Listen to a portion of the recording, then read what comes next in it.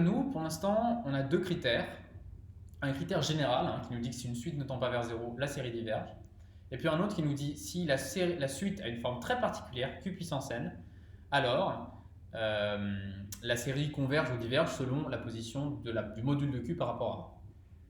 Donc bien sûr, vous voyez, on peut se poser des questions maintenant qui sont très très importantes d'ailleurs, puisque ça donne une structure à l'ensemble des séries convergentes. De manière pédante, ça veut dire que ça donne une structure d'espace vectoriel aux séries convergentes. Si maintenant, qu'est-ce qui se passe si je somme une suite convergente avec je prends une suite dont la série associée est convergente et une suite dont la série associée est par exemple divergente, et je somme les deux, qu'est-ce que j'obtiens? Par exemple, je ne sais pas, imaginons que je prenne un égale, tiens déjà simplement, si je multiplie par un scalaire 2 fois 3 puissance n, je sais que la série des 3 puissance n diverge. Ça c'est une série géométrique de raisons de modules strictement supérieurs à 1. Je multiplie par 2, qu'est-ce que ça change? Je pense que ça ne change rien, mais encore faut-il le justifier. Et puis, il y a aussi la question de la somme. Si par exemple, je prends un égale, je sais pas moi, 1 demi puissance n, moins 7 fois 2 puissance n. Ça, c'est une série convergente. La série associée à cette suite est convergente. La série associée à cette suite est divergente. On va le voir malgré une multiplication par 7. Qu'est-ce qui se passe? Donc on va répondre à ces questions via cette proposition qui est donc importante, proposition. Donc je me donne un et vn de suite. Et le résultat, c'est le suivant. Si la somme des un et la somme des vn convergent, alors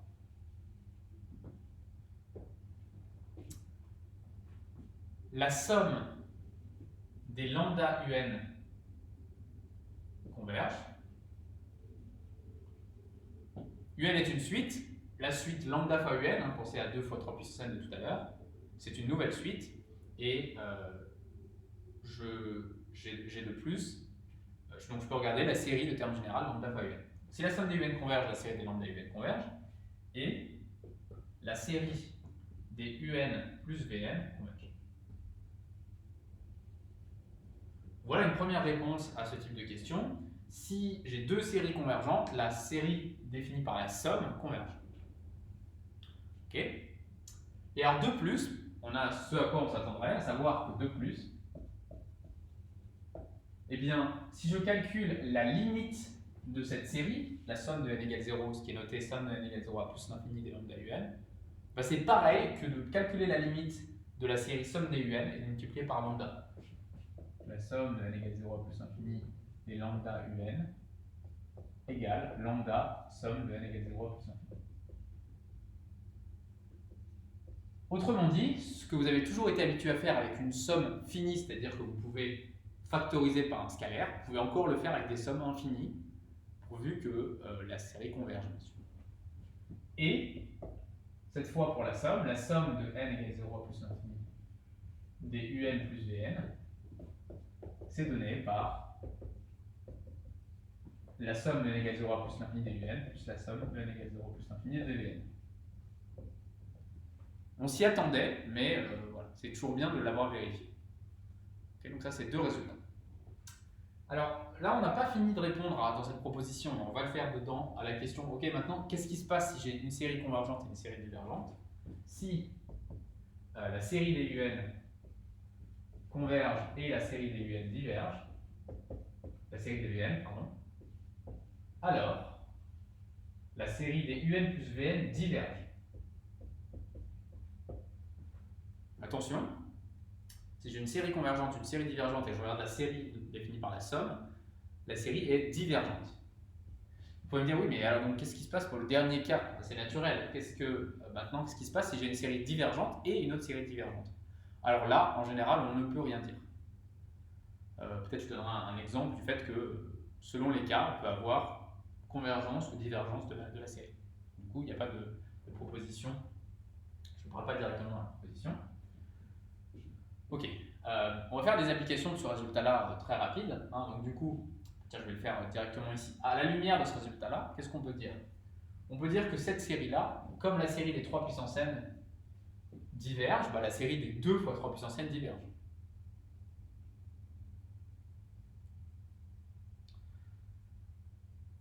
puisqu'en fait, ce qu'on vient d'écrire, c'est que la somme des UN et la somme des lambda UN, pour lambda différent de 0, ont la même nature. Okay. Et puis celle-ci, on est dans le cas de figure où on a une suite convergente, une série convergente, la série d'un demi puissance n, et une série divergente. Donc, ce résultat-là nous dit que cette série-là, la série, donc là ici, la somme des UN diverge, et ici, la somme des UN diverge. Alors, si on pose ceci égale UN et ceci égale VN, c'est pas une très bonne notation, on peut peut-être appeler ça WN, peut-être.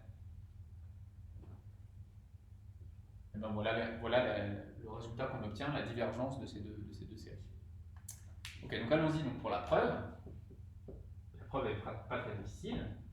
Nous, qu'est-ce qu'on sait faire à ce stade? On ne sait pas faire grand-chose, si ce n'est que, si je veux regarder la convergence d'une série, il faut que je calcule les sommes partielles. Dire que cette série converge, c'est précisément dire que la suite définie par la notation tout à l'heure de notation Sn converge. Alors ici, un lambda, c'est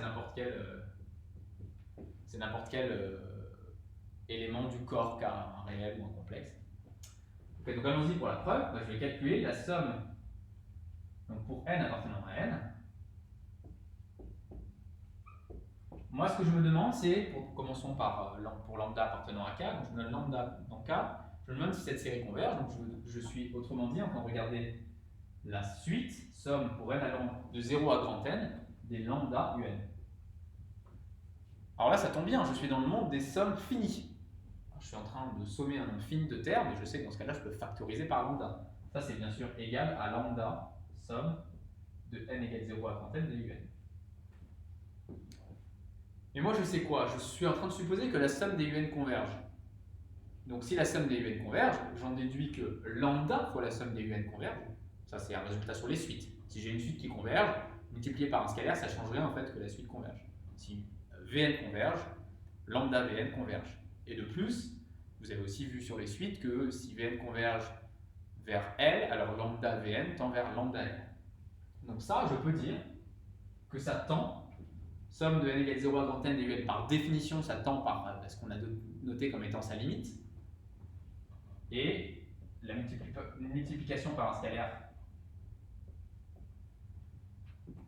ne change rien, autrement dit, la limite de lambda fois une suite, c'est lambda fois la limite de la suite si la suite converge.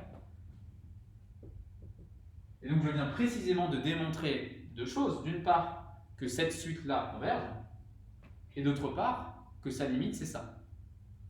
Mais par notation, par définition, la limite de ce truc-là, c'est ce qu'on a noté, somme de n égale 0 à plus l'infini des lambda un. Donc je viens de démontrer que la limite de cet objet-là, somme de n égale 0 à plus l'infini des lambda un, c'est égal à ça, c'est-à-dire précisément ceci.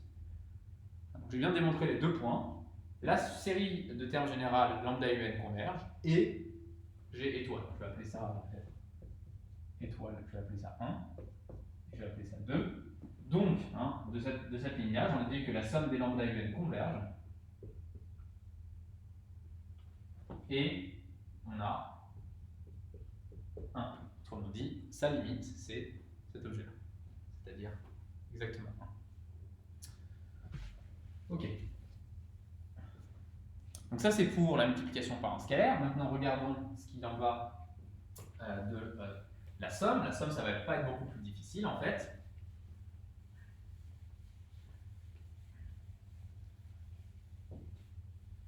Donc pour la somme, qu'est-ce qu'on va faire? Donc pareil, je vais calculer pour n appartenant à n. Je vais calculer la somme pour n allant de 0 à grand n des un plus vn. Bon. Ça, c'est une somme finie de termes. Là, je peux tout à fait écrire que c'est la somme de n égale 0 à grand n des un plus la somme de n égale 0 à grand n des vn. Ok? Mais par hypothèse, la série des UN, somme des UN converge, et pareil, somme des VN converge. C'est-à-dire, ces deux objets-là ont tous les deux une limite. Et comme vous savez que la somme de deux suites qui convergent, la somme, ça c'est une brave suite, ça c'est une brave suite, ces deux suites convergent par hypothèse, donc la somme converge. Ça c'est aussi un résultat de quoi? De plus, la somme converge vers la somme des limites. Je vous rappelle que si si vous avez AN qui tend vers L, BN qui tend vers L', alors AN plus BN converge, et ça converge vers L plus L'. C'est exactement ce qu'on a ici. Si vous appelez ça A grand N et ça B grand N, ces deux suites convergent puisque les séries somme des UN et somme des VN convergent, et la limite est la somme des limites.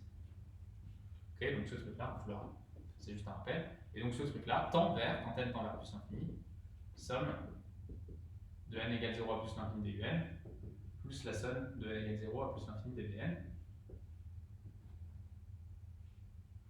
Ça, c'est si donc la somme des UN et somme des VN convergent. Si somme des UN et somme des VN convergent, alors j'en déduis que cette suite-là admet une limite, c'est-à-dire que la somme des UN plus VN converge.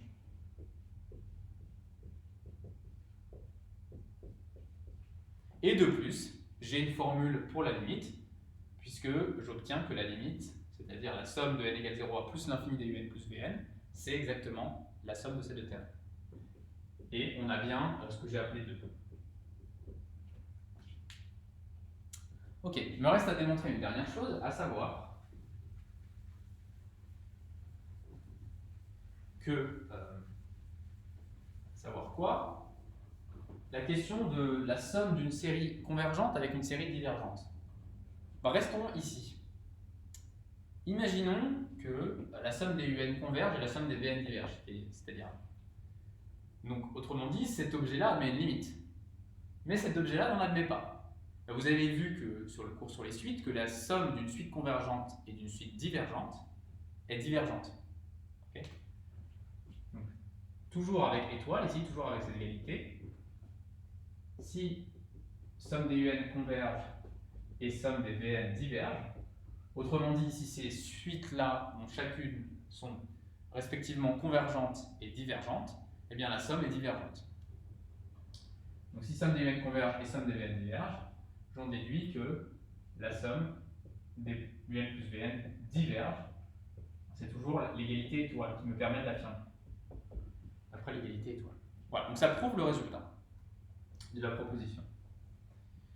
Alors, je voudrais finir par juste une remarque. C'est que très souvent, mais vous allez sans doute le faire parce que c'est très tentant, quand on a une série convergente, on a envie, quand on a une série qui s'écrit comme la somme de deux séries, on a envie de casser en deux.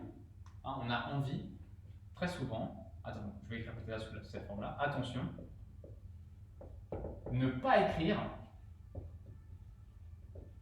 somme des UN plus Vn égale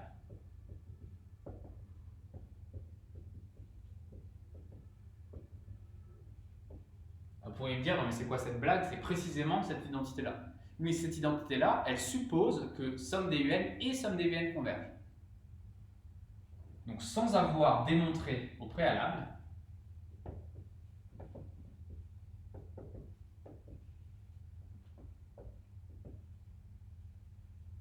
que, sans avoir démontré au préalable quoi, que somme des UN et somme des Vn convergent.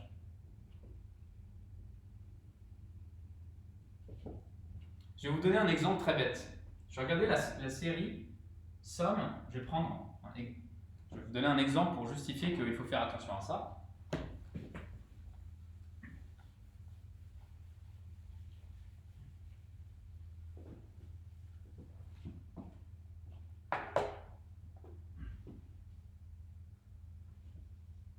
Si j'ai, par exemple, je prends UN égale N et Vn égale moins N. Alors ça, qu'est-ce qu'on peut dire? La série des UN, regardons dans le blanc des yeux UN, ça c'est une suite qui clairement ne tend pas vers 0, elle tend même vers plus l'infini. D'après le premier critère qu'on a vu, la série des UN diverge, même grossièrement. Et de la même manière, la Vn ne tend pas vers 0, donc la série des Vn diverge. Pourtant, UN pour UN plus Vn, ça fait 0 pour tout n appartenant à n. Donc vous voyez que la somme des UN plus Vn convergent. Et pourtant, ça n'aurait aucun sens d'écrire une égalité comme ça, puisque cet objet-là n'est même pas défini. Hein, la somme des UN ne converge pas, donc la limite de la somme de n égale 0 à grand N des UN n'admet pas de limite. Cet objet-là n'est pas défini. Okay, donc vous avez tout à fait le droit d'écrire ça, pas de problème, ça fait 0 d'ailleurs. Mais vous ne pouvez pas le casser en deux, parce que somme des UN diverge et somme des Vn diverge. Donc vous voyez là, je vous donne au passage, hein, vous êtes face à un exemple où vous avez deux suites qui sont divergentes et pourtant leur somme est convergente. Or bien sûr, vous pouvez aussi avoir des situations, c'est ce que j'avais rapidement évoqué tout à l'heure, des situations où vous avez deux séries convergentes, pardon, vous avez deux séries divergentes et la somme est une série convergente, et vous pouvez avoir des situations où vous avez deux séries divergentes et la somme est divergente. Prenez par exemple UN égale N et Vn égale N, sans le moins ici. Auquel cas, UN plus Vn, ça fait 2N, et donc 2N, c'est aussi une série, la série associée est aussi divergente.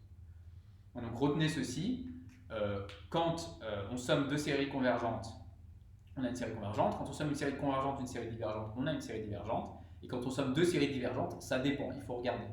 Vous pouvez avoir convergence ou divergence. Donc très important, et attention à ceci. C'est très tentant, quand on a ce genre d'objet-là, de casser en deux la somme, mais pour le faire, vous devez avoir au préalable démontré que ces objets-là sont bien définis. C'est toujours comme ça en maths, quand on écrit un objet, il faut qu'il soit bien défini. Ce n'est pas parce que celui-là est bien défini que ces deux-là, respectivement, le sont. Voilà, donc on a une structure d'espace vectoriel, multipliée par un scalaire, ou ajouter des séries convergentes ne change pas la nature, c'est-à-dire qu'on a toujours des séries convergentes. Donc, encore une fois, de manière pédante, ça veut dire que l'ensemble des séries convergentes est un espace vectoriel, est un sous-espace vectoriel des suites, par exemple. On va finir ce grand 1 sur les séries par se donner une dernière situation où on sait, sans pour autant savoir calculer explicitement Sn, dire des choses sur la série. Ça va être le critère de comparaison série intégrale. Ça va nous permettre d'avoir une famille de séries très importantes, les séries de Riemann, pour lesquelles on connaît la convergence ou la divergence de la série.